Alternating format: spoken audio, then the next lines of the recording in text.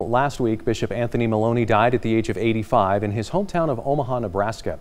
He was the sixth bishop of the Diocese of Great Falls Billings, and during his more than 18 years leading Catholics in eastern Montana, he oversaw many notable accomplishments. One of his most memorable achievements was helping a group of nuns call Montana home. He was so important to our community that he brought us out here to Montana. Sister Jane Sorensen of the poor Clares of Montana can't speak highly enough of the late Bishop Anthony Milone. He believed that the church wasn't complete unless there was a group of women or people praying for the diocese. So he has supported us through the years.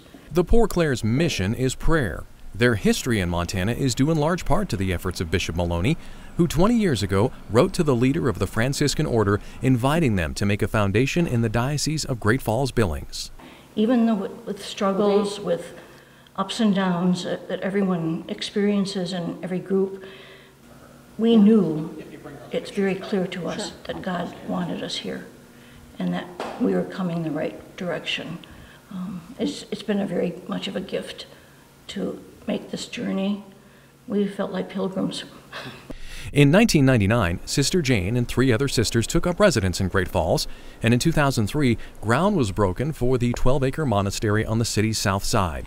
Construction began on living quarters in the fall of 2004 and was completed just over a year later.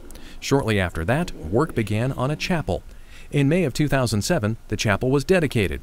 In attendance, although he had since retired, was, not surprisingly, Bishop Milone. He believed so much in our life, and he was very happy to come and be part of that, the dedication of the chapel. Sister Jane says Bishop Milone's compassion, his devotion to his faith, and his humility are what made the Poor Clares Monastery in Montana a reality. Even when he brought us over to the house when we arrived, we asked for a blessing, and he asked one of us to say the blessing. Bishop Milone was laid to rest in Omaha today. For more on his impact on the Poor Clares and the monastery itself, you can log on to our website.